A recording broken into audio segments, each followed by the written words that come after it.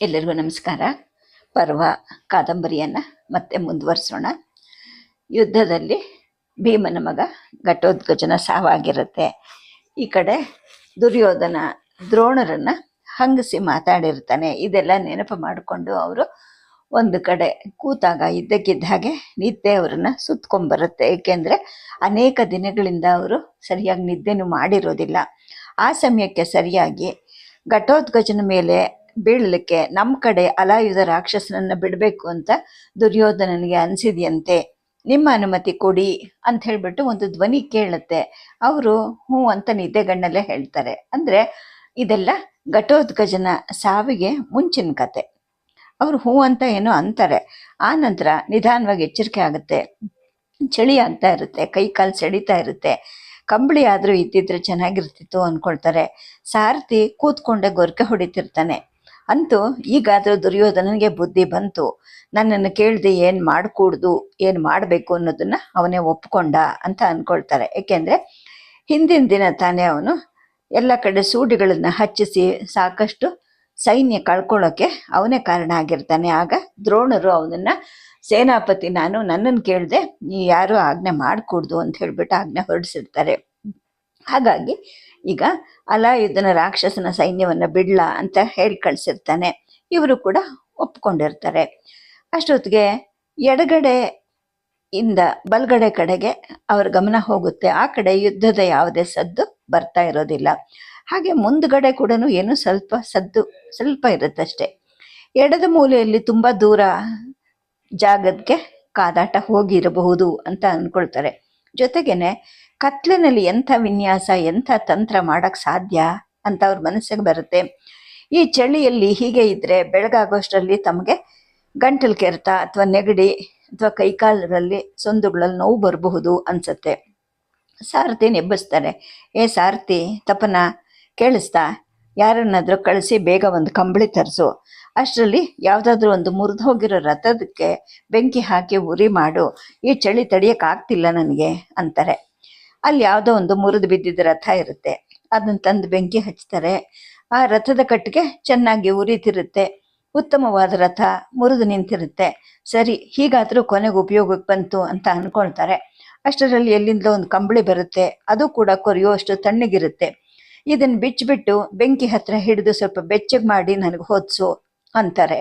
ತಪನ ಹಾಗೆ ಮಾಡ್ತಾನೆ. ಹೀಗಿರ್ಬೇಕು ನೋಡು, ಯಾವುದಾದ್ರೂ ಒಂದು ಬಟ್ಟೆಯನ್ನು ಹಿಡಿ ಮಾಡಿ ಕಾಯಿಸ್ಬಿಟ್ಟು ನನ್ನ ಮಂಡಿಗಳಿಗೆ ಒಂದಿಷ್ಟು ಶಾಖ ಕೊಡು ಅಂತಲೂ ಹೇಳ್ತಾರೆ. ಸರಿ, ಅವನು ಹಾಗೆ ಮಾಡ್ತಾನೆ. ಸರಿ, ಒಂದಿಷ್ಟು ಎಳ್ಳೆಣ್ಣೆ ಇಲ್ವಾ, ತಿಕ್ಕಿದ್ರೆ ಮಂಡಿ ನೋವು ಹೋಗುತ್ತೆ ಅಂತ ಅಂತಾರೆ. ಅಲ್ಲಿ ಎಳ್ಳೆಣ್ಣೆ ಎಲ್ಲಿಂದ ತರ್ತಾನೋ ಅವನು? ಕೊನೆಗೆ ಇವ್ರಿಗೆ ಅರ್ಥ ಆಗುತ್ತೆ. ಹೋಗಲಿ ಬಿಡು, ಒಂದೇ ಸಮನೆ ಬೆಂಕಿ ಕಾಯಿಸಿದ್ರೆ ಆಮೇಲೆ ನನಗೂ ತಲೆ ಸುತ್ತು ಬರುತ್ತೆ, ಹೊಟ್ಟೆ ತೊಳಸ್ಕೊಂಡು ಬಂದರೂ ಬರಬಹುದು ಅಂತಾರೆ. ಕಂಬಳಿ ಬೆಚ್ಚಗಿದೆ, ರಥನೇ ಸರಿ ಅನಿಸಿ ತಪನ ಇದರಲ್ಲಿರೋ ಬಾಣಗಳನ್ನೆಲ್ಲ ಒಂದು ಕಡೆ ನೂಕ್ಬಿಟ್ಟು ಸರಿಯಾಗಿ ಮಲ್ಕೊಳ್ಳೋಕ್ಕೆ ನನಗೆ ಜಾಗ ಮಾಡಿಕೊಡು ಅಂತಾರೆ. ಅಷ್ಟು ಹೊತ್ತಿಗೆ ಯಾರೋ ಒಬ್ಬ ಬರ್ತಾನೆ. ಸೇನಾಪತಿ ಆಚಾರ್ಯರೇ, ಘಟೋತ್ಕಚನನ್ನು ಕರ್ಣ ಮಹಾರಾಜರು ಕೊಂದ್ರಂತೆ, ನಿಮಗೆ ವರದಿ ಮಾಡು ಅಂದ್ಬಿಟ್ಟು ದುರ್ಯೋಧನ ಮಹಾರಾಜ ಕಳಿಸಿದ್ದಾನೆ ಅಂತ ಬಂದು ಹೇಳ್ತಾನೆ. ಇವ್ರಿಗೆ ನಿದ್ದೆ ಮಂಪರಲ್ಲೇ ಇರ್ತಾರೆ. ಜೊತೆಗೆ ದುರ್ಯೋಧನ ಮೇಲೂ ಕೂಡ ಒಂದು ರೀತಿಯ ಸಿಟ್ಟಿರುತ್ತೆ. ಹಾಗಾಗಿ ಸರಿ, ಸಂತೋಷ, ಕೀರ್ತಿಯನ್ನು ಆ ಕರ್ಣ ಮತ್ತು ದುರ್ಯೋಧನ ಇವರೇ ಹಂಚ್ಕೊಳ್ಳೋಕೆ ಹೇಳು ಅಂಥೇಳಿ ಒರಟಾಗಿ ಹೇಳಿ ಕಳಿಸ್ತಾರೆ. ಆಮೇಲೆ ಗಮನಿಸ್ತಾರೆ, ಕೋಲಾಹಲ ಕಡಿಮೆ ಆಗಿರುತ್ತೆ.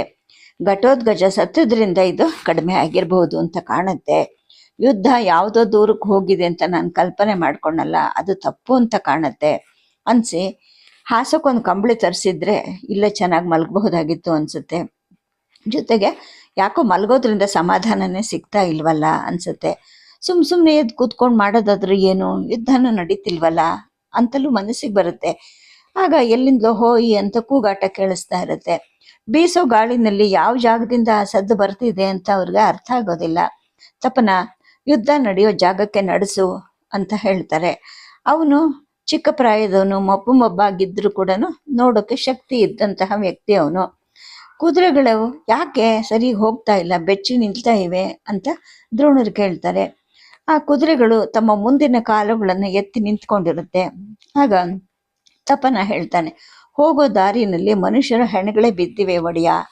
ಹೆಣಗಳು ಅಂತ ಹೇಳಿದಾಗ ಹೆಣಗಳನ್ನು ಬಳಸ್ಕೊಂಡು ಹೊಡಿ ಅಂತ ದ್ರೋಣರು ಹೇಳ್ತಾರೆ. ಹೌದು, ಹಾಗೆ ಮಾಡ್ತಾ ಇದ್ದೀನಿ ಅಂತ ಅಂತಾನೆ. ಆದರೂ ಕೂಡ ಮಧ್ಯ ಮಧ್ಯದಲ್ಲಿ ಎಲ್ಲೋ ಒಂದು ಕಡೆ ಹೆಣಗಳು ಸಿಗ್ತಾ ಇರುತ್ತೆ, ಅವುಗಳಿಂದ ಕೊಳೆತ ವಾಸನೆನೂ ಬರ್ತಾ ಇರುತ್ತೆ. ಇವ್ರಿಗೆ ಹವನದ ನೆನಪು ಆಗುತ್ತೆ. ಅಲ್ಲ, ಈ ಚಳಿಗಾಲದ ಮಳೆ ಯಾಕಿನ್ನೂ ಬಂದಿಲ್ಲ, ಅದು ಬಂದ್ಬಿಟ್ರೆ ಈ ದುರ್ವಾಸನೆ ಎಲ್ಲ ಕಡಿಮೆ ಆಗುತ್ತಲ್ವಾ ಅಂತ ದ್ರೋಣರು ಹೇಳ್ತಾರೆ. ತಪನ ಹೇಳ್ತಾನೆ, ಜ್ಯೋತಿಷ್ಯ ನನಗೇನು ಗೊತ್ತು ಒಡೆಯ, ನೀವು ಹೇಳಬೇಕು ಅಂತ. ಆಗ ದ್ರೋಣರು ಮನಸ್ಸಿನಲ್ಲಿ ಅಂದ್ಕೊಳ್ತಾರೆ, ಘಟೋತ್ಕಚ ಸತ್ತ ಅಂತ ಹೇಳಿದ್ರು, ಆದರೂ ಯುದ್ಧ ನಿಂತಿಲ್ಲ. ಪಾಂಡವ್ರ ಕಡೆ ಯಾರ್ಯಾರು ಎಲ್ಲೆಲ್ಲಿ ನಿಂತ್ಕೊಂಡು ಬಾಣ ಪ್ರಯೋಗ ಮಾಡ್ತಾ ಇದ್ದಾರೆ ಅಂತಲೇ ಗೊತ್ತಾಗ್ತಾ ಇಲ್ಲ. ನಮ್ಮವ್ರೂ ಕೂಡ ಯಾಕೋ ನುಗ್ಗಿ ಅದನ್ನು ಹೊಡಿತಾ ಇಲ್ವಲ್ಲ, ಅವ್ರನ್ನೆಲ್ಲ ಬಹುಶಃ ತಡೆಯೋದಷ್ಟೇ ತಮ್ಮ ಕೆಲಸ ಅಂತ ಭಾವಿಸ್ಕೊಂಡಿದ್ದಾರೆ ಅಂತ ಕಾಣುತ್ತೆ ಅಂದ್ಕೊಂಡು, ತಪನ ನಾನು ಬಂದಿರೋದನ್ನ ಮತ್ತೆ ಇಲ್ಲಿ ಇದ್ದೀನಿ ಅನ್ನೋ ಜಾಗವನ್ನು ನಮ್ಮವ್ರಿಗೆಲ್ಲ ಪ್ರಚುರಪಡಿಸು. ಸೈನ್ಯ ತೆಳುವಾದ ಹಾಗೆ ಕಾಣಿಸ್ತಾ ಇದೆ, ಕತ್ಲಾಯ್ತು ಅಂತ ಮಲ್ಕೊಳಕ್ಕೆ ಹೊರಟೆ ಹೋದ್ರೋ ಏನೋ ಎಲ್ರೂ. ಕತ್ತಲಿನಲ್ಲಿ ಯುದ್ಧ ಮಾಡೋದು ಒಂದು ರೀತಿಯ ಕ್ರೌರ್ಯ ಇದ್ದ ಹಾಗೇನೆ. ಅಲ್ಲ, ಅದು ಕಾಣದ ಅದೃಷ್ಟ ಜೊತೆಗೆ ಆಡೋ ಜೂಜು ಕೂಡ. ಇದಕ್ಕೆ ಯಾಕೆ ನಾವು ಸಿಕ್ಕಾಕೊಂಡ್ವೋ ಗೊತ್ತಿಲ್ಲ. ನಾವು ಸಿಕ್ಕಾಕೊಂಡಿಲ್ಲ, ಅವರೇ ನಮ್ಮನ್ನು ಸಿಕ್ಸಿದ್ದಾರೆ ಅನ್ಸುತ್ತೆ. ಯುದ್ಧ ಇನ್ನೂ ಅಲ್ಲೆಲ್ಲ ನಡೀತಾ ಇದೆ ಅನ್ಸುತ್ತೆ. ಇಲ್ಲಿ ಚಳಿ ಜಾಸ್ತಿ ಇದೆ. ಸ್ವಲ್ಪ ಹೊತ್ತಿಗೆನೆ ಎಲ್ಲೋ ಅಲ್ಲಿ ಹೊರಗಡೆಯಿಂದ ದೂರದಿಂದ ಗಟ್ಟಿಯಾಗಿ ಯಾರೋ ಕೂಕ್ಕೊಳ್ಳೋದು ಕೇಳಿಸ್ತಾ ಇರುತ್ತೆ, ನಮಗೂ ವಿಶ್ರಾಂತಿ ಬೇಕು, ನಮಗೂ ವಿಶ್ರಾಂತಿ ಬೇಕು ಅಂತ. ಯಾರ ಧ್ವನಿ ಇದು ಅಂತ ದ್ರೋಣರು ಆಲಿಸ್ತಾರೆ. ಅರೆ, ನಮ್ಮವ್ರದ್ದೇ ಇದು ಅನ್ಸ್ಬಿಟ್ಟು ತಪನ ರಥವನ್ನು ಇನ್ನೂ ಸ್ವಲ್ಪ ಮುಂದಕ್ಕೆ ಕರ್ಕೊಂಡು ಹೋಗು, ಯಾರಾದರೂ ದಳಪತಿ ಸಿಕ್ಕಿದ್ರೆ ಅದೇನು ಕೂಗು ಅಂತ ಕೇಳು ಅಂತ ಹೇಳ್ತಾರೆ. ಅಷ್ಟೊತ್ತಿಗೆ ಅಶ್ವತ್ಥಾಮನೆ ಅಲ್ಲಿಗೆ ಸಿಗ್ತಾನೆ. ಅರ್ಜುನ ಗಟ್ಟಿಯಾಗಿ ಕೂಗಿ ಹೇಳ್ತಾ ಇದ್ದಾನೆ. ಎರಡು ಕಡೆ ಸೈನಿಕರು ಬಳಲಿದ್ದಾರೆ. ಬೆಳಗಿನ ಜಾವ ಪೂರ್ವದಲ್ಲಿ ಚಂದ್ರ ಕಾಣಿಸ್ಕೊಳ್ಳೋವರೆಗೂ ಉಭಯ ಪಕ್ಷಗಳು ನಿದ್ದೆ ಮಾಡಲಿ, ನಿಮ್ಮ ಒಪ್ಪಿಗೆನ ಅಂತ ಅವನು ಕೇಳ್ತಾ ಇದ್ದಾನೆ. ಅದಕ್ಕೆ ನಮ್ಮ ಸೈನಿಕರು ನಮಗೂ ವಿಶ್ರಾಂತಿ ಬೇಕು ಅಂತ ಇದ್ದಾರೆ ಅಂತ ಅವನು ಹೇಳ್ತಾನೆ. ಜೊತೆಗೆ ಹೇಳ್ತಾನೆ, ಆನೆ ಮೇಲೆ, ರಥದ ಮೇಲೆ, ಕುದುರೆಗಳ ಮೇಲೆ ನಿಂತ ಕಾಲ ಮೇಲೆ ಎಲ್ಲರೂ ತೂಕುಡಿಸ್ತಾ ಇದ್ದಾರೆ. ಜೊತೆಗೆ ಹಿಂದಿನ ನಡುರಾತ್ರಿ ಚಕ್ರ ಶಕ್ಟ ವ್ಯೂಹ ರಚಿಸುವಾಗ ನೀವು ನಿಲ್ಸಿದ್ರಲ್ಲ ಎಲ್ರೂ ಅಲ್ಲಲ್ಲೇ ನಿಂತ್ಕೊಂಡು ಹಾಗೆ ನಿದ್ದೆ ಮಾಡ್ತಿದ್ದಾರೆ. ಪಾಪ ಅವರೆಲ್ಲರೂ ಮಲಮೂತ್ರ ಬಾಧೆಗೂ ಕೂಡ ಹೋಗಿಲ್ಲ ಅಂತ ಅಶ್ವತ್ಥಾಮ ಹೇಳ್ತಾನೆ. ಯುದ್ಧ ತಂತ್ರ ಅಲ್ಲ ತಾನೇ ಅವನು ಅರ್ಜುನ ಹೇಳ್ತಾ ಇರೋದು. ಆಮೇಲೆ ಆ ಥರ ಹೇಳಿಬಿಟ್ಟು ನಮ್ಮ ಮೇಲೆ ಬೀಳ್ತಾನೋ ಏನೋ, ಹೋಗ್ಬಿಟ್ಟು ಅವನನ್ನು ಕೇಳ್ಕೊಂಡು ಬಾ, ನನ್ನ ಹೆಸರಲ್ಲಿ ಅವನು ಸತ್ಯ ನುಡಿತಾ ಇದ್ದಾನ, ಕೇಳ್ಕೊಂಡು ಬಾ ಅಂತ ದ್ರೋಣರು ಮಗನಿಗೆ ಹೇಳ್ತಾರೆ. ಅಶ್ವತ್ಥಾಮ ಕುದುರೆಯನ್ನು ವೇಗವಾಗಿ ಓಡಿಸ್ಕೊಂಡು ಅಲ್ಲಿದ್ದ ಹೊರಟೋಗ್ತಾನೆ. ಇವ್ರಿಗೆ ಮಗನ ನೋಡಿ ಅನ್ಸುತ್ತೆ, 55 ವರ್ಷ ಆಯಿತು, ಚುರುಕಾಗಿದೆ ಅವನ ಕಣ್ಣುಗಳು, ಅವನಿಗೆ ಒಂದು ಮದುವೆ ಆದರೂ ಮಾಡಿದರೆ ಅಂತ ಮತ್ತೆ ಮನಸ್ಸು ಮಗನ ಕಡೆ ಹೋಗುತ್ತೆ. ಒಳಗಡೆ ಎಲ್ಲ ಏನೋ ಕಳ್ಕೊಂಡಂತಹ ಭಾವನೆ ಆಗತ್ತೆ. ಸುಮ್ಮನೆ ಎಷ್ಟು ನೋಡಿಕೊಂಡ್ರು ಏನೂ ಕಾಣಿಸ್ತಾ ಇಲ್ಲ, ಅಷ್ಟು ಕತ್ಲಲ್ವಾ ಅಂತ ಮತ್ತೆ ಮತ್ತೆ ಇವ್ರಿಗೆ ಅನ್ನಿಸುತ್ತೆ. ಅಷ್ಟು ಹೊತ್ತಿಗೆ ಸೇನಾನಿಗೆ ಶುಭವಾಗಲಿ, ಆಚಾರ್ಯನಿಗೆ ಶುಭವಾಗಲಿ ಅನ್ನೋ ಕೂಗು ಬೇರೆ ಬೇರೆ ಗಂಟ್ಲೆಗಳಿಂದ ಬರ್ತಾ ಇರೋದು ಕೇಳುತ್ತೆ. ಮತ್ತೆ ನಿಶ್ಶಬ್ದ ಆವರಿಸುತ್ತೆ. ಅಷ್ಟೊತ್ತಿಗೆ ಅಶ್ವತ್ಥಾಮ ಬರ್ತಾನೆ. ಅಪ್ಪ, ಇದು ಯುದ್ಧ ತಂತ್ರ ಅಲ್ಲ. ಚಂದ್ರೋದಯ ಆದ ತಕ್ಷಣ ಯುದ್ಧ ಮತ್ತೆ ಶುರು ಆಗುತ್ತೆ. ಗುರುಗಳ ಪಾದದಾಣೆ ಅಂತ ಅರ್ಜುನನಿಗೆ ಕೂಗಿ ಹೇಳಿದ್ದಾನೆ. ನನಗೆ ಅವನ ಧ್ವನಿ ಗುರುತು ಹತ್ತಿತು. ನೀನು ಕೂಡ ಒಂದು ರಥದಲ್ಲಿ ಕೂತ್ಕೊಂಡು ವಿಶ್ರಾಂತಿ ತಗೋ ಅಂತ ಹೇಳ್ತಾನೆ. ಆಗ ದ್ರೋಣರು ಹೇಳ್ತಾರೆ, ಇಲ್ಲ, ನೀನೇನೆ ರಥದಲ್ಲಿ ಕೂತು ವಿಶ್ರಾಂತಿ ತಗೋ, ನಾನು ಶಿಬಿರಕ್ಕೆ ಹೋಗ್ತೀನಿ, ಯಾಕೆಂದರೆ ನನಗೆ ಈ ಚಳಿ ನನ್ನ ಶರೀರ ತಡೀತಾ ಇಲ್ಲ ಅಂತ ಹೇಳ್ತಾರೆ. ಗುಡಿಸಲಿಗೆ ಬರ್ತಾರೆ. ಬೇವಿನೆಣ್ಣೆಯ ದೀಪದಲ್ಲಿ ತಮ್ಮ ಕಾಲುಗಳನ್ನು ತಾವೇ ನೋಡ್ಕೊಳ್ತಾರೆ. ಮೂಳೆಗಳ ಕಡ್ಡಿ ಶರೀರ ಇದು ಅನ್ಸುತ್ತೆ. ಚರ್ಮ ಕೂಡ ಒಡೆದು ಮಚ್ಚೆ ಆಗಿರುತ್ತೆ. ಹಾವಿನ ಪೊರೆ ಮೇಲಿನ ವರ್ಣ ರಚನೆ ಹಾಗೆ ಅವ್ರ ಚರ್ಮ ಕಾಣಿಸ್ತಿರುತ್ತೆ. ಅದ್ರ ಜೊತೆಗೇನೆ ಸುಕ್ಕಿನ ಅಲೆಗಳಿರುತ್ತೆ. ಒಳಗಡೆ ಇರೋ ಮೂಳೆಗೂ ಕೂಡ ಮುಪ್ಪು ಬಡಿದಿದೆ, ಅದಕ್ಕೆ ಸಂದುಗಳಲ್ಲಿ ನೋವು ಅಂತ ಅಂದ್ಕೊಳ್ತಾರೆ. ಚಾಪೆ ಮೇಲೆ ಹುಲ್ಲು ಹಾಸಿರುತ್ತೆ, ಅದ್ರ ಮೇಲೆ ಕೃಷ್ಣಾಜಿನ ಕೂಡ ಹಾಸಿರುತ್ತೆ. ತಕ್ಷಣ ಏಕಲವ್ಯನ ನೆನಪಾಗುತ್ತೆ, ಏಕೆಂದರೆ ಅವನೇ ಈ ಕೃಷ್ಣಾಜಿನವನ್ನು ತಂದು ಕೊಟ್ಟು ಹೋಗಿರ್ತಾನೆ. ಏಕಲವ್ಯ ದೀರ್ಘಾಯು ಆಗಲಿ, ಎಷ್ಟು ಬೆಚ್ಚಗಿದೆ ಇದು, ಒಳ್ಳೆದನ್ನು ಕೊಟ್ಟಿದ್ದಾನೆ ಅಂತ ಅಂದ್ಕೊಳ್ತಾರೆ. ಕೈ ಕಾಲು ನೀಡಿ ಮೈ ಮುರಿದು ಸದ್ಯ ಸೈನ್ಯದ ಸಂಖ್ಯೆ ಕಡಿಮೆ ಆಗ್ತಾ ದುರ್ವಾಸನೆ ಕಡಿಮೆ ಆಗಿದೆ ಅಂತ ಅಂದ್ಕೊಳ್ತಾರೆ. ಜೊತೆಗೇನೆ ಶಿಬಿರವನ್ನು ಸ್ಥಳಾಂತರಿಸಿರೋದ್ರಿಂದ ಈ ವಾಸನೆ ಕಡಿಮೆ ಆಗಿರಬಹುದು ಅಂತಲೂ ಅನಿಸುತ್ತೆ. ನೆಟಿಕೆಗಳು ಬಂದರೆ ಕೈ ಬೆರಳಿಗೆ ಕಾಲಿಗೆ ಹಿತವಾಗಿರುತ್ತೆ ಅಂದ್ಕೊಳ್ತಾರೆ. ಅಷ್ಟೊತ್ತಿಗೆ ಕುದುರೆಗಳ ಸದ್ದು ಕೇಳುತ್ತೆ. ಆಚಾರ್ಯ ಮಹಾಸೇನಾಪತಿ ಮಲಗ್ಬಿಟ್ರಾ ಅಂತ ಧ್ವನಿ ಕೇಳುತ್ತೆ. ಇವನು ಯಾಕೆ ಇಲ್ಲಿಗೆ ಬಂದ ಅಂತ ಅನ್ಕೊಳ್ಳೋಷ್ಟರಲ್ಲಿ ಗುಡಿಸಲಿನ ಬಾಗಿಲನ್ನು ತೆಕ್ಕೊಂಡು ದುರ್ಯೋಧನ ಒಳಗೆ ಬರ್ತಾನೆ. ಮಂಕು ಹಣತೆಯ ಬೆಳಕಲ್ಲೂ ಕೂಡ ಅವನ ರಾಜ ಕಿರೀಟ, ಕಂಠಿಹಾರ, ಎದೆಯ ಪದಕ, ತೋಳು ಕಟ್ಟು ಎಲ್ಲ ಪ್ರಕಾಶಮಾನವಾಗಿ ಹೊಳಿತಾ ಇರುತ್ತೆ. ಇವರು ಕಾಲು ನೀಡ್ಕೊಂಡು ಮಲ್ಕೊಂಡೇ ಇರ್ತಾರೆ. ನಿಂತ್ಕೊಂಡೆ ಮಾತಾಡಲಿ, ಅವನು ಸಿಂಹಾಸನಾಧೀಶ್ವರ ಆದರೆ ನನಗೇನು ಅಂತ ಅವರು ಅಲ್ಲಾಡದೆ ಹಾಗೆ ಮಲಗಿರ್ತಾರೆ. ಅವನು ಹೇಳ್ತಾನೆ, ನಾವು ಒಂದು ತಂತ್ರ ಹೂಡಿದ್ದೀವಿ ಗುರುಗಳೇ. ನೀವು ಬೆಳಗ್ಗೆ ಎದ್ದು ಬಂದು ಸೇನಾನಿಯನ್ನು ಕೇಳದೆ ಮಾಡಿದೆ ಅಂತ ನೀವು ಕೂಗಾಡ್ತೀರ ಅಂದ್ಬಿಟ್ಟು ನಾನೇ ಈಗ ನಿಮಗೆ ಹೇಳ್ಬಿಟ್ಟು ಹೋಗೋಕೆ ಬಂದಿದ್ದೀನಿ ಅಂತ ಹೇಳ್ತಾನೆ. ಸರಿ ಹೇಳು ಅಂತ ಆಕಳಿಸ್ತಾನೆ. ಇವ್ರು ಹೇಳ್ತಾರೆ, ಇನ್ನೇನಿಲ್ಲ ಗುರುಗಳೇ, ಶತ್ರು ಸೈನಿಕರೆಲ್ಲ ಹೇಗೂ ಮಲ್ಕೊಂಡಿದ್ದಾರೆ. ಈಗ ಅವರು ರಥಗಳ ಮೇಲೆ, ಮಣ್ಣಿನ ಮೇಲೆ, ಧೂಳು ಹೆಣಗಳ ಮೇಲೆ, ಕುದುರೆಗಳು ಕೂಡ ಹಾಗೆ ಗಂಜಳ ಹೊಯ್ಕೊಂಡು ಕಾಲು ಚಾಚ್ಕೊಂಡು ಬಿದ್ಕೊಂಡಿವೆ. ಇದೇ ಸಮಯದಲ್ಲಿ ನಾವು ಗಪ್ ಅಂತ ಅವ್ರ ಮೇಲೆ ಬಿದ್ದರೆ ಅವ್ರು ಎಚ್ಚರಿಕೊಂಡು ಆಯುಧ ಹಿಡಿಯೋ ಅಷ್ಟರಲ್ಲಿ ನಾವು ಸಾಕಷ್ಟು ಜನರನ್ನ ಕೊಚ್ಚಿ ಹಾಕ್ಬಿಡ್ಬಹುದು ಅಂತ ಹೇಳ್ತಾನೆ. ಆ ಮಹಾರಾಜ ಬಾಗಿಲು ತೆರೆದು ಬಂದಿದ್ದರಿಂದ ಹಣತೆ ದೀಪ ಓಲಾಡ್ತಿರುತ್ತೆ, ಬತ್ತಿಗೆ ಅಂಟ್ಕೊಂಡು ಕುಣಿತಾ ಇರುತ್ತೆ. ಆಗ ಅವನ ಮಾತಿಗೆ ಉತ್ತರ ಕೊಡದೆ ಇವರು, ಮಹಾರಾಜ ಸ್ವಲ್ಪ ಬಾಗಿಲು ಹಾಕ್ತೀಯಾ, ದೀಪ ಸರಿಯಾಗಿ ಉರಿಯುತ್ತೆ ಅಂತಾರೆ. ಜೊತೆಗೆ ಕಾಲು ಕೂಡ ಸರಿಯಾಗಿ ನೀಡ್ಕೊಳ್ತಾರೆ.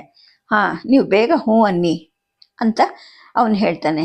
ಸಾಧ್ಯನೇ ಇಲ್ಲ, ಅರ್ಜುನ ನನ್ನ ಪಾದಗಳ ಮೇಲೆ ಆಣೆ ಇಟ್ಟು ಘೋಷಿಸಿದ ಮೇಲೆ ನಾನು ಅವನ ಮಾತಿಗೆ ಒಪ್ಕೊಂಡಿದ್ದೀನಿ.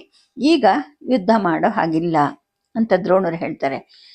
ಜಯದ್ರಥನನ್ನು ಕೊಲ್ಲುವಾಗ ಅವರು ಸುಳ್ಳು ಹೇಳಲಿಲ್ವಾ ಅಂತ ಹೇಳ್ಬಿಟ್ಟು ಇವನು ಕೇಳಿದಾಗ, ಪ್ರತಿಜ್ಞೆ ಉಳಿಸ್ಕೊಳ್ಳೋಕೆ ಅವ್ರು ಹಂಗೆ ಹೇಳಿರಬಹುದು ಅನಿಸುತ್ತೆ. ಅದಕ್ಕೆ ನಾವ್ಯಾಕೆ ನಮ್ಮ ಪ್ರತಿಜ್ಞೆಯನ್ನು, ನಮ್ಮ ಮಾತನ್ನು ಮುರಿಬಾರ್ದು ಅಂತ ಇವ್ರು ಹೇಳ್ತಾರೆ. ಬಾಗಿಲು ಹಾಕಿದ್ರಿಂದ ದೀಪದ ಉರಿಸ್ತಿರುವಾಗ ಉರಿತಿರುತ್ತೆ. ಇವರು ಕಣ್ಣು ಮುಚ್ಕೊತಾರೆ. ರೆಪ್ಪೆಯ ಒಳೆಯ ವಲಯದಲ್ಲಿ ನಸು ಕೆಂಪು ಕಾಣಿಸ್ತಾ ಇರುತ್ತೆ. ಒಳಗಡೆ ಇಳಿತಾ ಮತ್ತೆ ಗಾಢ ಕಪ್ಪಾಗತ್ತೆ. ಆಚಾರ್ಯರೇ ಹೇಳ್ಬಿಡಿ ಅಂತ ಹೇಳ್ಬಿಟ್ಟು ಮತ್ತೆ ಅವನು ಕೇಳ್ತಾನೆ. ಇವ್ರಿಗೆ ಕಣ್ಣು ಬಿಡ್ಲಿಕ್ಕೂ ಮನಸ್ಸಿರೋದಿಲ್ಲ. ನೋಡು, ಸೇನಾಧಿಪತಿಯ ವಚನ ಗೌರವವನ್ನು ಮೀರಿ ಮಾಡಬೇಕು ಅಂತ ನಿನಗೆ ಅಧಿಕಾರ ಇದ್ದರೆ ಮಾಡ್ಕೊ ಹೋಗು ಅಂದ್ಬಿಟ್ಟು ಪಕ್ಕ ತಿರುಗಿ ಮುಸುಕು ಹಾಕ್ಕೊಂಡು ಮಲ್ಕೊಂಡ್ಬಿಡ್ತಾರೆ. ಅವನ ಮುಖದ ದಪ್ಪ ಮೂಗಿನ ಗಡಸು, ದೃಷ್ಟಿಯ ಬಿರುಸುಗಳು ಕಣ್ಣಿನ ಒಳಗೆ ಇವರಿಗೆ ಕಾಣಿಸ್ಕೊಳ್ತಾ ಇರುತ್ತವೆ. ಅವನು ಏನು ಮಾತಾಡದೆ ಸರಕ್ಕಂತ ತಿರುಗ್ತಾನೆ. ದಪ್ಪ ಹೆಜ್ಜೆ ಇಟ್ಟು ಕುದುರೆಯನ್ನು ಹತ್ತಿ ಹೋಗ್ತಾನೆ. ಗೊರಸುಗಳ ಸದ್ದು ಕೂಡ ಕೇಳುತ್ತೆ. ಅವನು ಹೋದ ಅಂತ ಗೊತ್ತಾದ ಮೇಲೆ ಇವರು ಮುಸುಕು ತೆಗಿತಾರೆ. ಅಷ್ಟೊತ್ತಿಗೆ ಥಂಡಿ ಗಾಳಿ ಬೀಸ್ತಾ ಇರುತ್ತೆ. ಬಾಗಿಲು ಹಾರು ಬಿದ್ದಿರುತ್ತೆ, ಅರ್ಧಕ್ಕೆ ಮುರಿದು ಹೋಗಿರುತ್ತೆ. ದೀಪದ ಉರಿ ಕೂಡ ಬುಡ ಮುರಿದು ಬೀಳೋ ಹಾಗೆ ಉರಿತಾ ಇರುತ್ತೆ. ಹವ್ಯಕ ಅಂತ ಕೂಗ್ತಾರೆ. ಅವನು ಬರೋದೇ ಇಲ್ಲ. ದೀಪ ಗಾಳಿಗೆ ಆರು ಹೋಗುತ್ತೆ. ಆ ದೀಪಕ್ಕೆ ಹಾಕಿದ್ದ ಬೇವಿನ ಎಣ್ಣೆಯ ಕಮಟು ವಾಸನೆ ಗುಡಿಸ್ದಲ್ಲೆಲ್ಲ ತುಂಬಿಕೊಳ್ಳುತ್ತೆ. ಆದರೂ ಕೂಡ ಹವ್ಯಕ ಬರೋದಿಲ್ಲ. ಬೆಳಗ್ಗೆ ಹೇಳ್ತಾರೆ. ಬೆಳಗ್ಗೆವರೆಗೂ ಚೆನ್ನಾಗಿ ನಿದ್ದೆ ಆಗಿರುತ್ತೆ. ಮೈ ಕೈಯೆಲ್ಲ ಕಡಿತಾ ಇರುತ್ತೆ. ಮೈ ಕೈ ಕಡಿತದಿಂದಲೇ ಅವ್ರಿಗೆ ಎಚ್ಚರಿಕೆ ಆಗಿರುತ್ತೆ. ಪರಪರನೆ ಕೆರ್ಕೊಳ್ತಾರೆ. ಸಹಿಸ್ಕೊಳ್ಳೋಕ್ಕೆ ಹಳೆಯದಾದ ನವಿದು ಹೋದ ಚರ್ಮಕ್ಕೆ ಶಕ್ತಿ ಇಲ್ಲ ಅನ್ಸುತ್ತೆ. ಸೇನಾಧಿಪತ್ಯ ವಹಿಸ್ಕೊಂಡಾಗಿಂದ ಸ್ನಾನನೇ ಮಾಡಿಲ್ವಲ್ಲ ತಾವು ಅನ್ನೋ ನೆನಪು ಕೂಡ ಹುಟ್ಟುತ್ತೆ. ಹವ್ಯಕ, ಸ್ನಾನಕ್ಕೆ ಬಿಸಿನೀರಿದೆಯಾ ಅಂತ ಕೇಳ್ತಾರೆ. ಅವನು ಸದ್ದಿರೋದಿಲ್ಲ. ಎದ್ದು ಒಳಗಡೆ ಹೋಗಿ ನೋಡ್ತಾರೆ, ಅವನಿರೋದಿಲ್ಲ. ತಕ್ಷಣ ಅನಿಸುತ್ತೆ, ನೆನ್ನೆನೆ ಅವನು ಹೇಳ್ದೆ ಕೇಳದೆ ಹೊಟ್ಟೋದ್ನ ಅನಿಸುತ್ತೆ. ಮರುಕ್ಷಣವೇ, ಅಲ್ಲ, ಹೇಳ್ದೆ ಕೇಳದೆ ಏನಲ್ಲ, ಅವನು 10-12 ದಿನಕ್ಕೂ ಮುಂಚೆನೆ, ಜೊತೆಗೆ ಮೊನ್ನೆ ಕೂಡ ನನಗೆ ಹೇಳಿದ್ದ ಅಲ್ವಾ, ನಾನು ನಿಮ್ಮ ಸೇವೆ ಮಾಡ್ಕೊಂಡಿರೋದು, ದುರ್ಯೋಧನನ ಪರ ನಾನ್ಯಾಕೆ ಮಾಡಬೇಕು, ನಾ ಹೊರಟೋಗ್ತೀನಿ ಅಂತ ಕೂಡ ಹೇಳಿದ್ದ ಅಲ್ವಾ ಅನಿಸುತ್ತೆ. ಆದರೂ ಕೂಡ ಹೀಗೆ ಇಂಥ ಪರಿಸ್ಥಿತಿಯಲ್ಲಿ ನನ್ನನ್ನು ಬಿಟ್ಟು ಹೊರಟೋದ್ನಲ್ಲ, ಎಂಥ ಕೃತಜ್ಞ ಅವನು ಅನಿಸುತ್ತೆ. ಕೋಪ ಬರುತ್ತೆ. ಹಿಂದ್ಗಡೆ ಮಲ್ಕೊಂಡು ನಿದ್ದೆ ಮಾಡ್ತಿದ್ದ ಸಾರಥಿ ತಪನನ್ನು ಎಬ್ಬಿಸ್ತಾರೆ. ನೀರು ಕಾಯಿಸ್ಕೊಂಡು ಬಾ, ಸ್ನಾನ ಮಾಡಬೇಕು ಅಂತ ಹೇಳ್ತಾರೆ. ಗುಡಾಣದಲ್ಲಿ ನೀರಿಲ್ಲ ಅಂತ ತಪನ ಹೇಳ್ತಾನೆ. ಎಲ್ಲಿಂದಾದರೂ ಸರಿ, ನೀರು ತರಿಸ್ಲೇಬೇಕು ನೀನು, ಇವತ್ತು ನಾನು ಸ್ನಾನ ಮಾಡಲೇಬೇಕು ಅಂತ ಅಪ್ಪಣೆ ಮಾಡ್ತಾರೆ. ತಪನ ಕುದುರೆ ಹತ್ತಿ ನೀರನ್ನು ಹುಡುಕೊಂಡು ಹೋಗ್ತಾನೆ. ಹೊತ್ತು ಹುಟ್ಟಿ ಒಂದು ಗಳಿಗೆ ಆಗತ್ತೆ. ಎಲ್ಲಿಂದಲೋ ನೀರು ತಂದಿರ್ತಾನೆ, ಕಾಯಿಸಿ ಕೊಡ್ತಾನೆ. ಹಬೆ ಹೊರಡೋ ಅಷ್ಟು ಬಿಸಿ ಬಿಸಿಯಾಗಿದ್ದ ನೀರಲ್ಲಿ ಸ್ನಾನ ಮಾಡ್ತಾರೆ. ಕಡಿಯುವ ಜಾಗದಲ್ಲೆಲ್ಲ ಹಿತವಾದ ಉರಿ ಹತ್ತುತ್ತೆ. ಆನಂತರ ಗಾಯಗಳಾಗಿರೋ ಕಡೆ ಎಲ್ಲ ಉರಿತಾ ಇರುತ್ತೆ. ಒಗೆದ ವಸ್ತ್ರವನ್ನು ಧರಿಸಿದ್ರೆ ಕಡಿತ ಇರೋದಿಲ್ಲ ಅಂತ ಅನಿಸುತ್ತೆ. ಸರಿ ಸಾಕು ಬಿಡು, ಹವನಕ್ಕೆ ಸಿದ್ಧ ಮಾಡು ಅಂತ ಹೇಳ್ತಾರೆ. ತುಪ್ಪನೇ ಇಲ್ವಲ್ಲ ಅಂತ ತಪನ ಹೇಳ್ತಾನೆ. ಅಂದರೆ ಹಾಗಂದ್ರೆ ಏನು, ತುಪ್ಪ ಬಂದಿಲ್ವಾ ಅಂತ ದ್ರೋಣರು ಕೇಳ್ತಾರೆ. ಸರಬರಾಜು ಇರಕ್ಕಿಲ್ಲ ಅಂತ ಕಾಣುತ್ತೆ ಅಂತ ಅವನು ಹೇಳಿದಾಗ, ಅದೆಲ್ಲ ಗೊತ್ತಿಲ್ಲ, ನಾನು ಇವತ್ತಿನ ದಿವಸ ಹವನ ಮಾಡಲೇಬೇಕು ಅಂತ ರೇಗ್ತಾರೆ. ಹಾಗೆಯೇ ಮಹಾರಾಜನ ಪಾಕಶಾಲೆಯಲ್ಲಿ ಮಾತ್ರ ತುಪ್ಪ ಸಿಕ್ಕಬಹುದು ಅನಿಸುತ್ತೆ. ಓಡ್ ಹೋಗ್ಬಿಟ್ಟು ತಗೊಂಡು ಬಾ ಅಂತ ಹೇಳ್ತಾರೆ. ತಗೊಂಡು ಬರ್ತಾನವನು. ಘೃತವನ್ನು ಸಮರ್ಪಿಸಿ ಹವನ ಮಾಡಬೇಕಾದ್ರೆ ಘಮ್ ಅಂತ ವಾಸನೆ ಬರುತ್ತೆ. ಮಧ್ಯೆ ಮಧ್ಯೆ ಮಂತ್ರಗಳು ಮರೆತು ಹೋಗ್ತಾ ಇರುತ್ತೆ. ತೇಲಿ ಬಂದು ಕಾಣಿಸ್ಕೊಳ್ಳುವಂತಹ ನೆನಪುಗಳು ಬರ್ತಾ ಇರುತ್ತೆ. ತಕ್ಷಣ ಅನ್ಸುತ್ತೆ, ಮಹಾರಾಜನ ಪಾಕಶಾಲೆಯಲ್ಲಿ ತಿಂದು ಮಿಕ್ಕ ತುಪ್ಪದಿಂದ ತಾನು ಹೋಮ ಮಾಡ್ತಾ ಇದ್ದೀನಲ್ಲ ಅಂತ. ಅವ್ರಿಗೆ ಒಂಥರ ಬೇಸರ ಅನ್ಸುತ್ತೆ, ಅಸಹ್ಯ ಅನ್ಸುತ್ತೆ. ಆದರೆ ಪ್ರತಿಯೊಂದಕ್ಕೂ ಬಂದು ನನ್ನನ್ನು ಕೇಳ್ತಾ ಇದ್ದಾನಲ್ಲ ಅನ್ನೋ ಒಂದು ಸಮಾಧಾನನೂ ಅವ್ರಿಗಿರುತ್ತೆ. ಭೀಷ್ಮರು ನೋಡಿದ್ರೆ ಹೆದರ್ಕೊಂಡ್ಬಿಟ್ರು. ಆದರೆ ಈ ದ್ರೋಣ ಇಂಥವಕ್ಕೆಲ್ಲ ಹೆದರೋನೇ ಅಲ್ಲ ಅಂತ ಅನ್ಕೊಳ್ತಾರೆ. ಅಂದರೆ ತಾವು ಮಾಡಿದ್ದೇ ಸರಿ, ಅದಕ್ಕೆ ದುರ್ಯೋಧನ ತನಗೆ ಹೆದರ್ಕೊಂಡಿದ್ದಾನೆ ಅಂತ ಅವ್ರು ಭಾವಿಸ್ಕೊತಾರೆ. ಹವನ ಮುಗಿಯುತ್ತೆ. ತಪನ ಅಕ್ಕಿಯ ಗಂಜಿ ತಂದು ಕೊಡ್ತಾನೆ. ಹಾಲಿನ ಸರಬರಾಜು ನಿಂತು ಅಷ್ಟೊತ್ತಿಗೆ 8-10 ದಿನದ ಮೇಲಾಗಿರುತ್ತೆ. ಮಹಾರಾಜನ ಪಾಕಶಾಲೆಗೆ ಹೋದ್ ನಿಂತಿದೆಯೋ ಏನೋ ಅಂತ ಅನ್ಕೊಂತಾರೆ. ಅರಳು ಕೂಡ ಮುಗಿದು ಹೋಗಿರುತ್ತೆ. ಏಕಲವ್ಯ ತಂದು ಕೊಟ್ಟಿದ್ದ ಜೇನು ಮಾತ್ರ ಸಮೃದ್ಧವಾಗಿರುತ್ತೆ. ಅಶ್ವತ್ಥಾಮ ಅದನ್ನು ಬೊಗಬೊಗೆದು ಕುಡಿತಿದ್ರು ಕೂಡ ಇನ್ನೂ ತುಂಬಾ ಜೇನುತುಪ್ಪ ಇರುತ್ತೆ. ಜೇನನ್ನ ಬೆರೆಸಿ ಗಂಜಿಯನ್ನು ಕುಡಿದ ನಂತರ ಅವರು ಹೊರಗೆ ಬರ್ತಾರೆ. ಹಿತವಾಗಿ ಎಳೆ ಬಿಸಿಲು ಎಲ್ಲ ಕಡೆ ಹರಡಿರುತ್ತೆ. ಅದರಲ್ಲೇ ಮಲಗಿಬಿಡೋಣ ಅಂತ ಮತ್ತೆ ಅನ್ಸುತ್ತೆ. ಗಮನಿಸಿ ನೋಡ್ತಾರೆ, ಇವ್ರದೊಂದೇ ಒಂಟಿ ಗುಡಿಸ್ಲಿರುತ್ತೆ, ಉಳಿದವ್ರದ್ದೆಲ್ಲರದು ದೂರ ದೂರ ಇರುತ್ತೆ. ಈಗ ಸೈನಿಕರಿಗಾಗ್ಲಿ ಆನೆಗಳಿಗಾಗ್ಲಿ ಕುದುರೆಗೆ ನಿಶ್ಚಿತವಾಗಿ ಇಂಥದ್ದೇ ಬೀಡು ಅನ್ನೋದು ಇಲ್ಲವೇ ಇಲ್ಲ. ಯಾರ್ಯಾರು ಎಲ್ಲೆಲ್ಲಿ ಸ್ಥಳ ಇರುತ್ತೋ ಅಲ್ಲಿ ಇರಬಹುದು ಅಂತ ಮನಸ್ಸಿಗೆ ಬರುತ್ತೆ. ಲದ್ದಿ, ಗಂಜಲ, ಹೇಲು, ಹುಚ್ಚೆಗಳ ಗಬ್ಬು ಕಡಿಮೆ ಆಗಿರುತ್ತೆ. ಇದಕ್ಕಿದ್ದ ಹಾಗೆ ಅನ್ಸುತ್ತೆ, ಅರೆ ಹೊತ್ತಿ ಆಗ್ಲೇ 6-7 ಗಳಿಗೆ ಆಗಿರ್ಬೇಕಲ್ವಾ? ಯುದ್ಧದ ಸಂಗತಿ ನನಗೇನು ಗೊತ್ತಾಗ್ತಾನೆ ಇಲ್ವಲ್ಲ. ಯಾರು ಬಂದು ನನ್ನ ಅನುಮತಿನೂ ಕೇಳಿಲ್ಲ, ವರದಿನೂ ಕಳಿಸಿಲ್ಲ, ಸಮಾಲೋಚನೆನೂ ಮಾಡಿಲ್ಲ. ಅಂದ್ರೆ ದುರ್ಯೋಧನ ನನ್ನನ್ನು ಉಪೇಕ್ಷೆ ಮಾಡಿದಾನ ಅಂತ ಅನ್ಸುತ್ತೆ. ತಕ್ಷಣ ಹೊಳೆಯುತ್ತೆ, ಬಹುಶಃ ಬಾಯಿ ಬಿಟ್ಟು ಹೇಳಿದೇನೆ ಅವನು ನನ್ನನ್ನ ಸೇನಾಧಿಪತಿ ಪದದಿಂದ ನಿವೃತ್ತ ಮಾಡಿದಾನೆ ಅಂತ ಕಾಣುತ್ತೆ. ಅಥವಾ ನಾನೇ ನಿವೃತ್ತನ ಹಾಗೆ ಇಲ್ಲಿ ಕೂತು ಬಿಟ್ಟಿದ್ದೀನ ಅನ್ಕೊಳ್ತಾರೆ. ನಿಧಾನವಾಗಿ ಉಸಿರನ್ನು ಎಳ್ಕೊಳ್ತಾರೆ. ಲದ್ದಿ ಗಂಜಲಗಳ ವಾಸನೆ ಇರೋದಿಲ್ಲ. ಹಿತವಾದ ಎಳೆ ಬಿಸಿಲು ಎಲ್ಲ ಹರಡಿರುತ್ತೆ. ಸರಿ, ಅವನು ಇನ್ನು ಬರೋದಿಲ್ಲ, ಯಾರನ್ನು ಕಳಿಸೋದಿಲ್ಲ ಅಂತಲೂ ಅನಿಸುತ್ತೆ. ಮನಸ್ಸಿನಲ್ಲಿ ಏನೋ ಒಂದು ರೀತಿಯ ಬಣಬಣ ಶುರುವಾಗುತ್ತೆ. ಒಳಗೆ ನೋಡ್ಕೊಳ್ತಾರೆ, ಏನೋ ತಪ್ಪಾಯ್ತು ತಮ್ಮಿಂದ ಅಂತಲೂ ಅವ್ರಿಗನ್ಸುತ್ತೆ. ಚಟಪಟನೆ ಎಳೆ ಬಿಸಿಲಲ್ಲಿ ಹೆಜ್ಜೆ ಹಾಕ್ತಾರೆ. ಎಲ್ಲ ಕಡೆನೂ ಖಾಲಿ ಖಾಲಿ ಇರುತ್ತೆ. ಎಲ್ಲೋ ದೂರದಲ್ಲಿ ಯುದ್ಧದ ಸದ್ದು ಕೇಳ್ತಾ ಇರುತ್ತೆ. ನಿಜವಾಗ್ಲೂ ಆ ಸದ್ದು ಕೇಳ್ತಾ ಇದೆಯಾ ಅಥವಾ ನನ್ನ ಭ್ರಮೇನ? ನಾನೇ ದೂರ ಉಳ್ಕೊಂಡಿದ್ದೀನ? ಅಂದರೆ ಸೇನಾಪತಿ ಪದದಿಂದ ಜಾರಿ ಮಲಗಿಬಿಟ್ನ ನಾನು? ಸೈನ್ಯ ಎಲ್ಲ ಕಾಗ್ತಾ ಇರಬೇಕಾದ್ರೆ ಮಲಗೋ ಸೇನಾಪತಿ ಜಾರದೆ ಇರೋಕ್ಕೆ ಸಾಧ್ಯನಾ ಅಂತಲೂ ಅವ್ರ ಮನಸ್ಸಿಗೆ ಬರುತ್ತೆ. ತಕ್ಷಣ ಒಳಗೆ ಬರ್ತಾರೆ. ಬಾ, ನನ್ನ ಕವಚ ಕಟ್ಟು ಅಂತ ತಪನಂಗೆ ಹೇಳ್ತಾರೆ. ಅದರ ಭಾರ ಬಿಗಿ ತಡ್ಕೊಳ್ಳೋದು ಕಷ್ಟ, ಬಿಚ್ಚಿ ಇಳಿಸು ಅಂತ ನೀವು ಮೊದಲೇ ದಿವಸವೇ ಹೇಳಿದ್ರಲ್ವಾ ಅಂತ ತಪನ ಹೇಳ್ತಾನೆ. ಈ ಕಟ್ಟು, ಈ ದ್ರೋಣನ ಕ್ಷಾತ್ರವನ್ನು ಪ್ರಪಂಚನೇ ನೋಡಲಿ ಅಂತ ದ್ರೋಣರು ಹೇಳ್ತಾರೆ. ಅವನು ದಪ್ಪ ಬಟ್ಟೆಯ ಎದೆ ಭಾಗಕ್ಕೆಲ್ಲ ದಟ್ಟದಂತೆ ಹತ್ತಿ ತುಂಬಿದ ಕವಚವನ್ನು ತೊಡಿಸ್ತಾನೆ. ಕೊಂಕುಳು, ಬೆನ್ನು, ಸೊಂಟಗಳ ಹಿಂಬದಿಗೆ ಎಳೆದು ಕಟ್ತಾನೆ. ಚಪ್ಪಟೆಯಾಗಿದ್ದ ತಮ್ಮ ಸೀಕಲ ಮೈಕಟ್ಟನ್ನು ನೋಡ್ಕೊಳ್ತಾರೆ. ಈಗ ನೋಡಿದ್ರೆ ಅದು ತುಂಬಿ ವೀರನ ಎದೆಯ ಹಾಗೆ ಉಬ್ಬುಕೊಂಡಿದೆಯಲ್ಲ ಅಂತ ಅವ್ರಿಗೆ ನಗು ಬರುತ್ತೆ.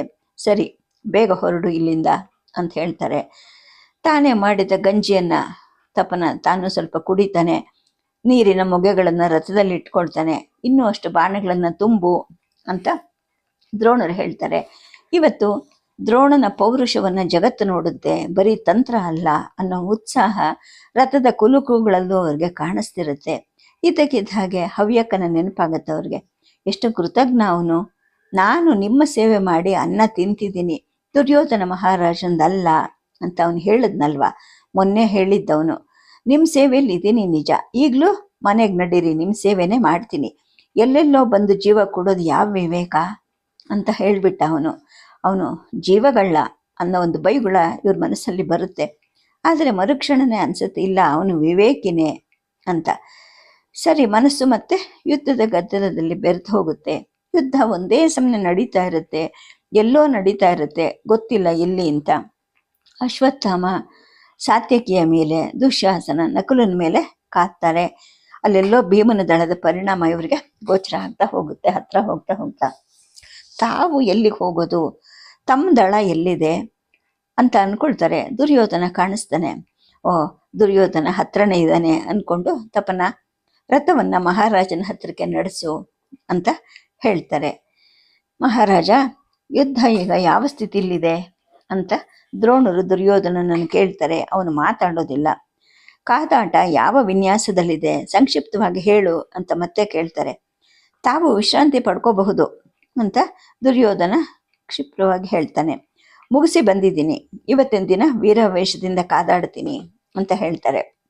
ಹಾಗಿದ್ರೆ ನಿಮ್ಮ ಎದುರಾಳಿಯನ್ನ ನೀವೇ ಆರಿಸ್ಕೋಬಹುದು ಅಂತ ದುರ್ಯೋಧನ ಹೇಳ್ತಾನೆ. ಅಂದ್ರೆ ಇವನು ತಮ್ಮನ್ನ ಉಪೇಕ್ಷೆ ಮಾಡ್ತಾ ಇದ್ದಾನೆ. ವೀರಾವೇಶದಿಂದಲೇ ಕಾದಿ ಅವನ ಉಪೇಕ್ಷೆ ಸರಿಯಲ್ಲ ಅಂತ ನಾನು ಸಿದ್ಧ ಮಾಡಿ ತೋರಿಸ್ತೀನಿ ಅಂತ ದ್ರೋಣರ ಮನಸ್ಸಿನಲ್ಲಿ ಅಂದ್ಕೊಳ್ತಾರೆ. ನನ್ನ ದಳ ಎಲ್ಲಿದೆ ಅಂತ ಕೇಳ್ತಾರೆ. ತಮ್ಮ ದಳನ, ಪ್ರತ್ಯೇಕವಾದ ದಳ ನಿಮಗೆ ಎಲ್ಲಿತ್ತು ಅಂತ ದುರ್ಯೋಧನ ಕೇಳ್ತಾನೆ. ಇವ್ರಿಗೆ ಒಂದು ರೀತಿಯ ಪೆಚ್ಚು ಅನ್ಸುತ್ತೆ. ಹೌದಲ್ವಾ, ತನ್ನದು ಅಂತ ಪ್ರತ್ಯೇಕ ದಳನೇ ಇಲ್ವಲ್ಲ, ದಳಪತಿನೇ ಅಲ್ದವನು ಸೇನಾಪತಿ ಹೇಗಾಗ್ತಾನೆ? ನನಗೀಗ ಯಾವುದೇ ದಳನೇ ಇಲ್ವಲ್ಲ, ಯಾಕೂ ನಿಲ್ಲಕ್ಕೂ ಕೂಡ ನೆಲೆ ಇಲ್ಲದ ಭಾವ ಅವರನ್ನು ಆಕ್ರಮಿಸ್ಕೊಂಡ್ಬಿಡುತ್ತೆ. ದುರ್ಯೋಧನ ತನ್ನ ರಥದ ಮೇಲೆ ಕೂತ್ಕೊಂಡು ಯುದ್ಧ ಕ್ಷೇತ್ರದ 3 ಕಡೆಗಳನ್ನು ತಿರುಗಿ ನೋಡ್ತಾ ತಾನೇ ಸೇನಾಪತಿ ನಿರ್ವಾಹಕ ಅನ್ನೋ ಹಾಗೆ ನೋಡ್ತಾ ಇರ್ತಾನೆ. ಆದೇಶಗಳನ್ನು ಕೂಡ್ತಾ ಇರ್ತಾನೆ. ಅಂದ್ರೆ ತಮಗೆ ನೆಲೆನೇ ಇಲ್ಲವಾಗಿದೆ. ಒಳಗಿಂದ ಮನಸ್ಸಿಗೆ ಇರಿಸುಮುರುಸಾಗುತ್ತೆ. ಮಹಾರಾಜ, ನನಗೆ ಒಂದು ಸಣ್ಣ ದಳ ಆದರೂ ಕೊಡು, ನನ್ನ ಪ್ರತಾಪವನ್ನು ನಾನು ಮೆರಿಬೇಕು ಅಂತಾರೆ. ಅವನು ಆ ಕಡೆ ತಿರ್ಕೊಳ್ತಾನೆ. ಬಹುಶಃ ಮುಸಿ ನಗ್ತಾ ಇದ್ದಾನ, ಅಥವಾ ಹುಸಿ ನಗ್ತಾ ಇದ್ದಾನ, ಅಥವಾ ತಿರಸ್ಕಾರದ ನಗ್ತಾ ಇದ್ದಾನ ಅಂತ ದ್ರೋಣರು ಅನ್ಕೊಳ್ತಾರೆ.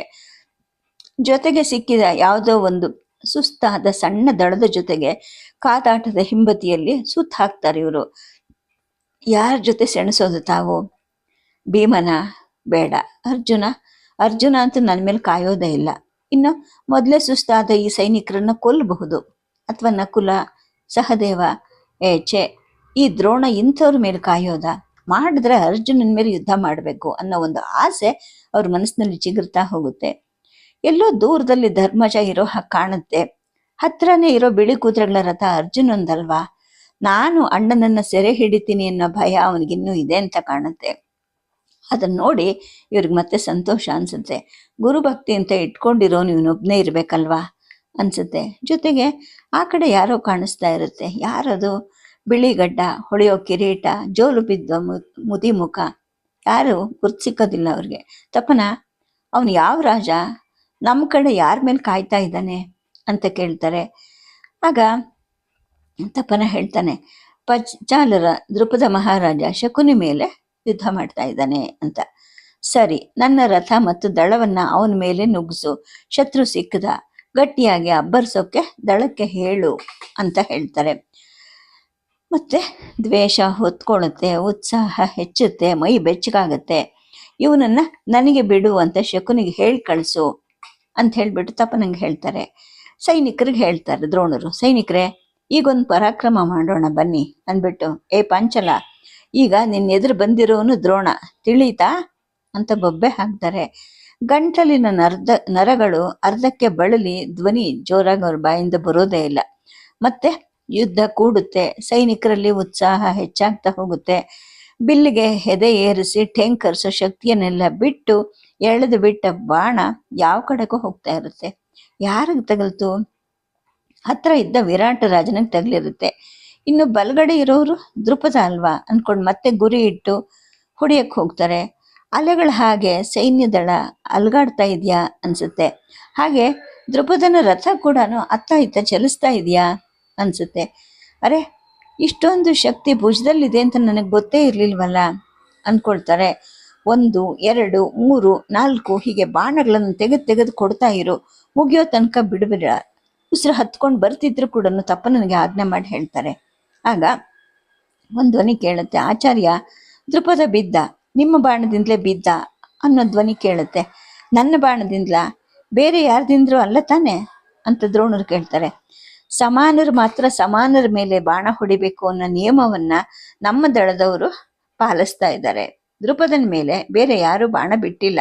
ಹಾಗಾಗಿ ನೀವು ಬಿಟ್ಟ ಬಾಣನೇ ಅವನಿಗೆ ತಗಲಿರೋದು ಅಂತ ತಪನ ಹೇಳ್ತಾನೆ. ಆಗ ಮತ್ತೆ ಗಮನಿಸಿ ನೋಡ್ತಾರೆ, ಹೌದು, ಅಲೆ ಹಾಗೆ ತೂಗೋ ರಥದಲ್ಲಿ ಕಂಬದಂತೆ ಕೂತ ಕಿರೀಟ ಕಾಣಿಸ್ತಾ ಇಲ್ಲ. ದೃಪದ ದ್ರೋಣನ ಶಕ್ತಿ ನೋಡಿದ್ಯಾ? ನನ್ನನ್ನು ಅವಮಾನಿಸಿದ್ದೆ ಅಲ್ವಾ ನೀನು ಅಂತ ಅನ್ಕೊಳ್ತಾರೆ. ಒಳಗಿಂದ ಶೆಕೆ ಉಬ್ಬಿ ಬರುತ್ತೆ. ಉಬ್ಬಿ ಬರ್ತಿರಂತಹ ಏದುಸ್ರು ತಡಿಲಾರ್ದಷ್ಟು ಸೆಕೆ ಬೆವರು ಅವ್ರನ್ನ ಕಾಡುತ್ತೆ. ತಪನ, ಈ ಕವಚ ನಂಗೆ ತಡಿಯಕ್ಕೆ ಆಗ್ತಾ ಇದ್ದಿಲ್ಲ, ಸ್ವಲ್ಪ ಬಿಚ್ಚು ಅಂತೇಳಿ ಹೇಳ್ತಾರೆ. ಹಿಂಬದಿಗೆ ಹೋಗೋ ತನಕ ಇರ್ಲಿ ಆಚಾರ್ಯ, ಅಕಸ್ಮಾತ್ ಯಾವ್ದಾದ್ರೂ ಬಾಣ ಬಂದು ತಗುಲಿದ್ರೆ ಕಷ್ಟ ಅಂತ ತಪನ ಹೇಳ್ತಾನೆ. ಉಬ್ಬಿಸ್ಕೊಂಡು ಶಕೆ ಬರ್ತಾ ಇದೆಯಾ ಅನ್ಸುತ್ತೆ. ನಡು ಕಂಬದಂತೆ ಕೂತಿದ್ದ ಕಿರೀಟ ಕಾಣಿಸ್ತಾನೆ ಇಲ್ವಲ್ಲ ಅನ್ಸುತ್ತೆ ಇವ್ರಿಗೆ. ನನ್ನನ್ನ ಅವಮಾನಿಸಿದ್ನಲ್ಲ ಅವನು ಅನ್ಕೊಳ್ತಾರೆ. ಇದ್ದಕ್ಕಿದ್ದ ಹಾಗೆ ಕಣ್ಣು ಸುತ್ತು ಬಂದ ಹಾಗಾಗುತ್ತೆ. ತಲೆ ಒಳಗಿಂದ ಸುತ್ತಾ ಇದೆ ಅನ್ಸುತ್ತೆ. ಮಂಚದ ಕಾಲಿಗೆ ಕಟ್ಟಿಸಿ ಅರ್ಧ ರಾಜ್ಯ ಪಡೆದ ನಂತರ ಅವಮಾನ ಸಂದಾಯ ಆಗಿತ್ತು ಅಂತ ಒಳಗಿಂದ ಅವ್ರ ಮನಸ್ಸೆ ಬುದ್ಧಿ ಹೇಳುತ್ತೆ. ಭೀಷ್ಮನನ್ನು ಹೊಡಿಬೇಕಾಗಿತ್ತು, ಹೀಗೇನೇನೆ ಖೇದ ಹುಟ್ಟುತ್ತಾ ಇದೆ, ನನಗೆ ಮೋಸ ಮಾಡ್ದ. ಆ ಮನಸ್ಸು ತಮಗೆ ಅವಮಾನ ಆಗಿದೆ ಅನ್ನೋದನ್ನು ಕೂಡ ಮತ್ತೆ ಮತ್ತೆ ಹೇಳುತ್ತೆ. ದುರ್ಯೋಧನನ ಮೇಲೇ ಯುದ್ಧ ಮಾಡಿಬಿಡಬೇಕು ಅಂತ ಅವ್ರ ಮನಸ್ಸು ಬರುತ್ತೆ. ತಪನ, ನನ್ನ ರಥ ದಳ ಎರಡನ್ನೂ ದುರ್ಯೋಧನನ ಮೇಲೆ ನುಗ್ಗಿಸ್ಬಿಡು, ಅವನ ಮೇಲೆ ಕಾದು ಬಿಡ್ತೀನಿ ಅಂತ ಅಂತಾರೆ. ಜೊತೆಗೇ ಇದೆಲ್ಲ ಏನು ಬೇಕಿರಲಿಲ್ಲ, ಯಾವುದಾದ್ರೂ ಒಂದು ನದಿ ದಂಡೆಯಲ್ಲಿ ತಣ್ಣನೆ ಆಶ್ರಮ ಕಟ್ಕೊಂಡು ಇದ್ದುಬಿಡಬೇಕಾಗಿತ್ತು ಅಂತ ಅವ್ರ ಮನಸ್ಸಿಗೆ ಬರುತ್ತೆ. ತಪನ ಹಾಗೆ ನಿಂತಿರ್ತಾನೆ. ಯಾಕೋ ಹೇಳಿದ ಕೇಳಲಿಲ್ವ ನಿನಗೆ ಅಂತ ಹೇಳಿದಾಗ, ಮಹಾರಾಜನ ಮೇಲೆ ಪ್ರಜೆಗಳು ಯುದ್ಧ ಮಾಡಬಹುದಾ ನಮ್ಮಂಥವ್ರು, ಹೇಳಿ ಆಚಾರ್ಯರೇ ಅಂತ ಅವನು ಹೇಳ್ತಾನೆ. ಅವನು ಮಹಾರಾಜ ಅಲ್ವೇ ಅಲ್ಲ, ನನ್ನ ರಾಜ್ಯ ಅವನ ಸ್ವಾಧೀನದಲ್ಲಿದೆ, ಯುದ್ಧ ಮಾಡದೆ ಅದನ್ನು ಹೇಗೆ ಬಿಡಿಸ್ಕೊಳ್ಳೋದು? ಈಗ ನನ್ನ ರಾಜ್ಯವನ್ನು ನಾನು ವಶಪಡಿಸ್ಕೊಳ್ತೀನಿ ಅಂತ ದ್ರೋಣರು ಹೇಳ್ತಾರೆ. ಆಚಾರ್ಯರೇ, ನೀವು ರಾತ್ರಿ ಸರಿಯಾಗಿ ನಿದ್ದೆ ಮಾಡಿಲ್ಲ ಅಂತ ಕಾಣುತ್ತೆ, ಏನೋ ಮಾತಾಡ್ತಾ ಇದ್ದೀರಾ ಅಂತ ತಪನ ಹೇಳ್ತಾನೆ. ಸದ್ಯಕ್ಕೆ ಕಥೆಯನ್ನು ನಿಲ್ಲಿಸಿರ್ತೀನಿ. ನಮಸ್ಕಾರ.